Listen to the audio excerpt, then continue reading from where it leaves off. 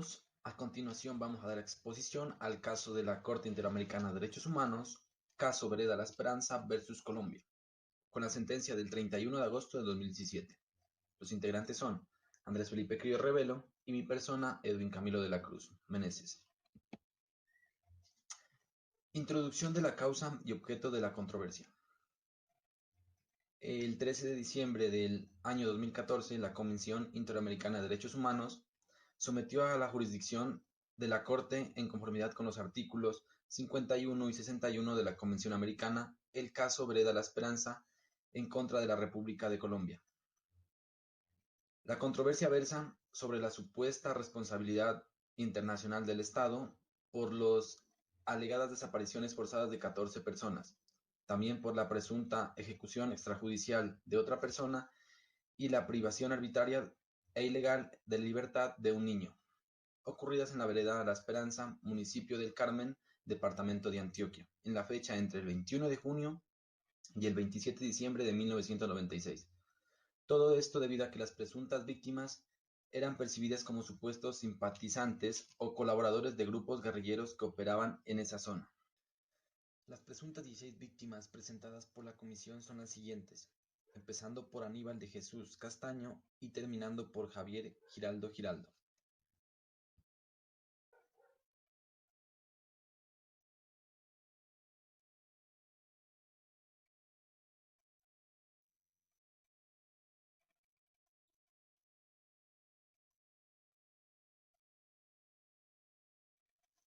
Reconocimiento de responsabilidad. El Estado reconoció su responsabilidad internacional, primero por la omisión en la garantía de los derechos al reconocimiento a la personalidad jurídica, tales como la vida, integridad personal y la libertad personal, contenidos en la Convención Americana, también por la violación a las garantías judiciales del artículo 8 y a la protección judicial del artículo 25 en la Convención Americana en perjuicio de los familiares.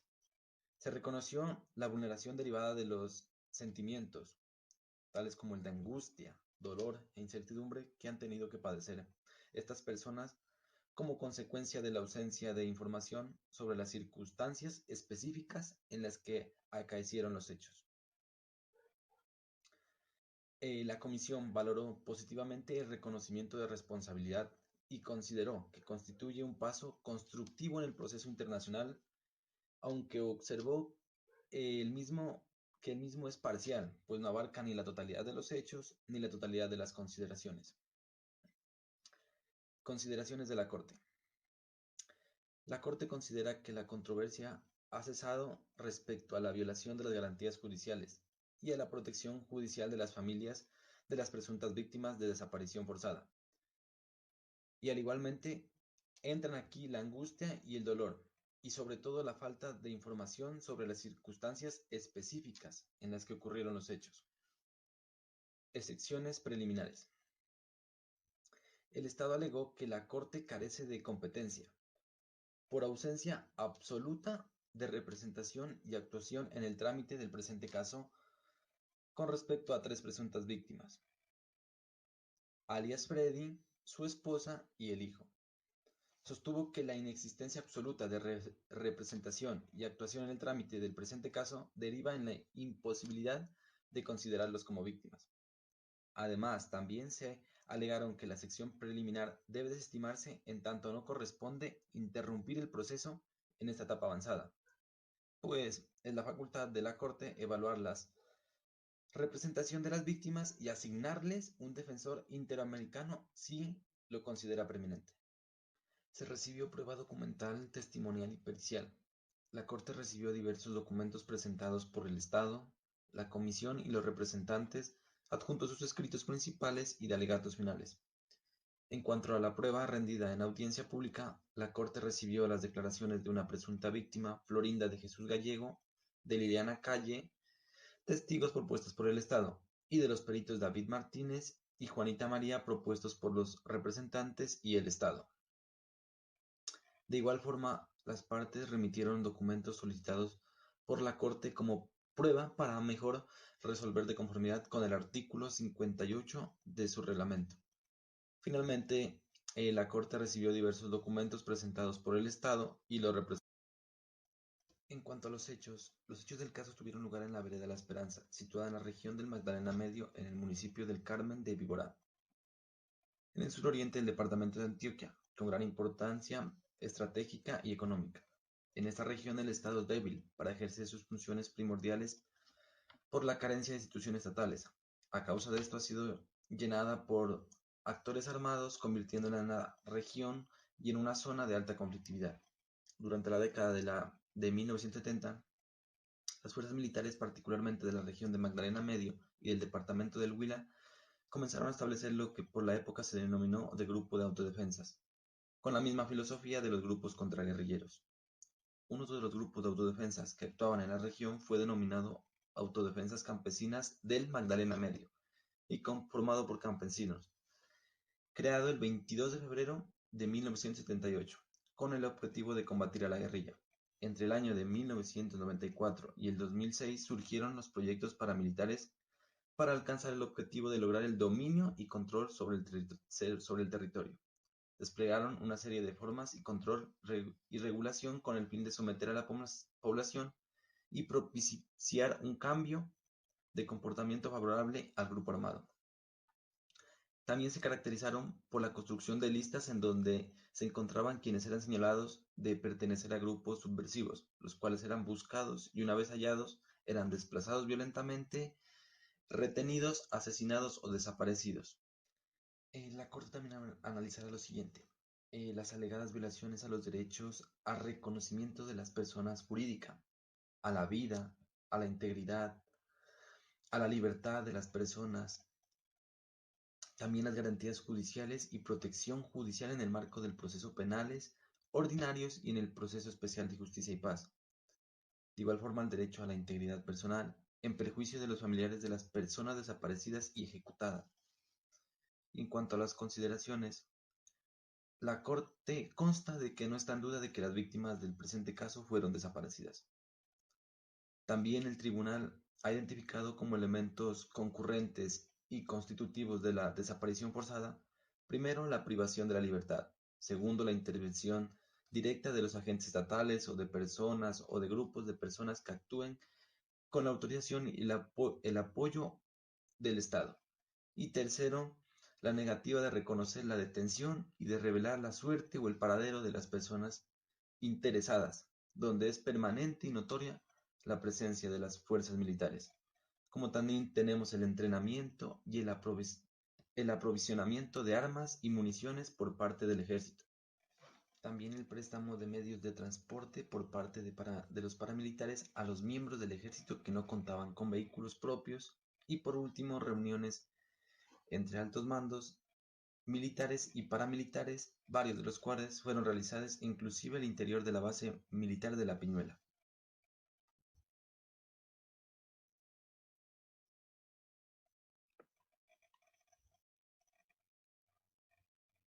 Y como conclusión tenemos que la Corte considera que los hechos ocurridos tuvieron lugar en el marco de una relación de colaboración entre las fuerzas militares ubicadas en la zona, dirigidas de la base militar de La Piñuela, y los grupos paramilitares donde se destacaban.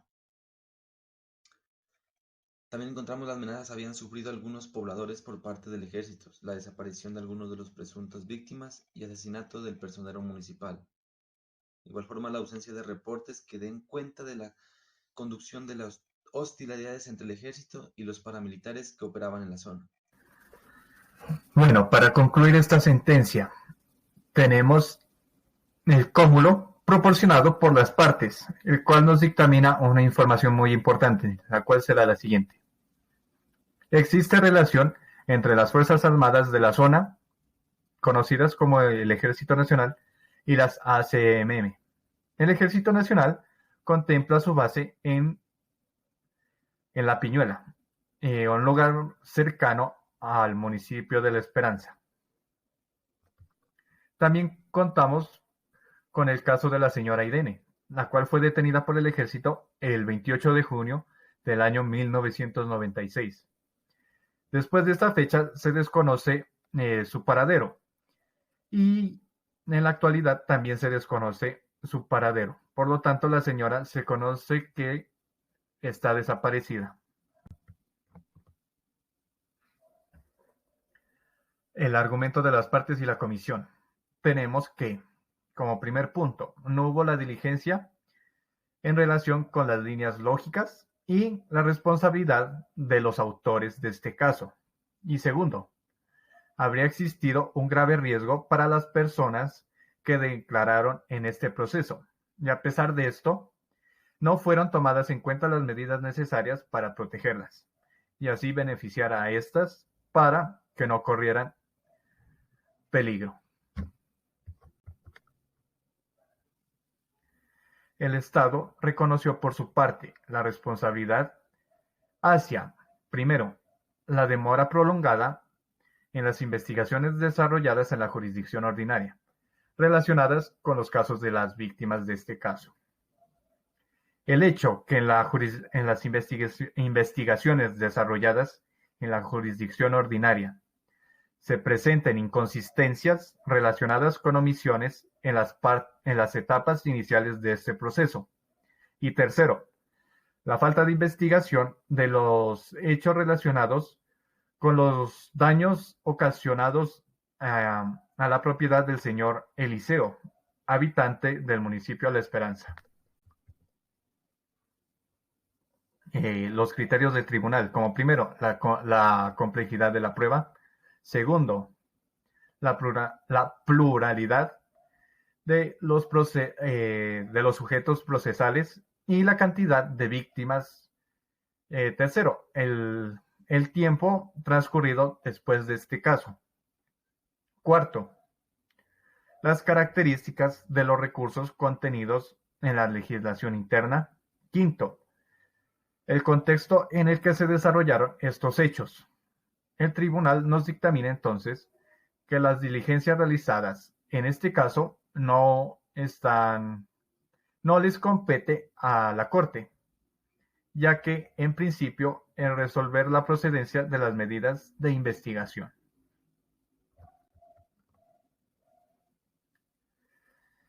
En conclusión, la Corte encuentra sustento para concluir que existe una vulneración a la garantía judicial del plazo razonable en el marco del proceso de justicia y paz contenida en el artículo 8.1 de la Convención Americana, en perjuicio de las víctimas directas a los hechos del presente caso y a sus familiares. Contemplamos también que la Corte estima que el Estado no cumplió con el deber de garantizar protección a los partícipes de este proceso, ni tampoco cumplió con el derecho a hacer conocer la verdad a los familiares de las víctimas de este proceso. Por último, la Corte concluye que el Estado es responsable por la violación al artículo 5.1 de la Convención Americana y también al artículo 1.1 de este mismo instrumento, en perjuicio de los familiares de las víctimas del caso. A continuación, daremos los nombres de las víctimas que dejó este caso, como lo son el señor Aníbal de Jesús Castaño Gallego, el señor Juan Carlos Gallego Hernández, el señor Jaime Alonso Mejía Quintero, el señor Hernán de Jesús Castaño, el señor Orlando de Jesús Muñoz Castaño, el señor Octavio de Jesús Gallego Hernández, el señor Andrés Gallego Castaño y el señor Leonidas Cardona Giraldo. Y también entra aquí la señora Irene de Jesús Gallego Quintero.